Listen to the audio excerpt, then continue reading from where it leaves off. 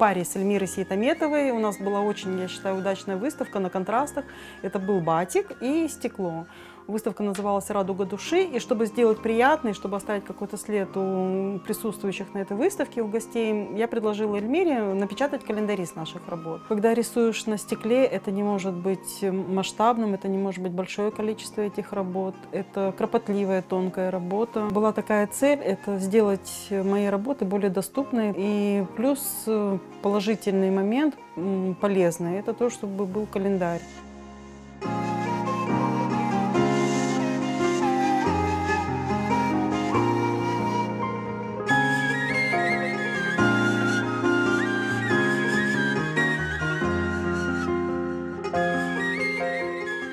За каждой картиной есть реальная история. Это история либо с архивного материала черно-белого, либо кем-то рассказанная, и она переработана в наивном стиле, как вот я подаю свои работы. И этот стиль, он, как сказать, легко воспринимается, особенно детьми. И я свои сюжеты одеваю в такую атмосферу крымско-татарского быта, крымско-татарской мастерской. Вот, допустим, в этом году у меня Бахарджи, реальный, как говорится, натура, это наш Рустем Дервиш, которого я фотографировала, когда была в Бахчисарае за работой. Была книга про Ахмед Ахая 1938 года. По этим рассказам я поняла, что Ахмед Ахай это не такой, допустим, активный и очень, как вам сказать, смешливый, как вот у нас принято его изображать. А для меня это такой думатель, такой народный мудрец, который с тонкой иронией может выявить белое белым, а черное назвать черным. И поэтому я его нарисовала таким немножечко задумчивым.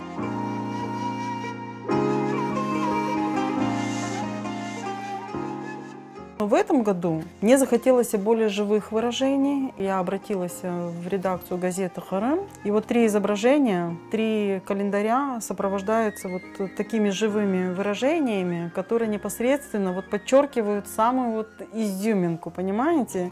Эти изображения наивно, они просто заговорили.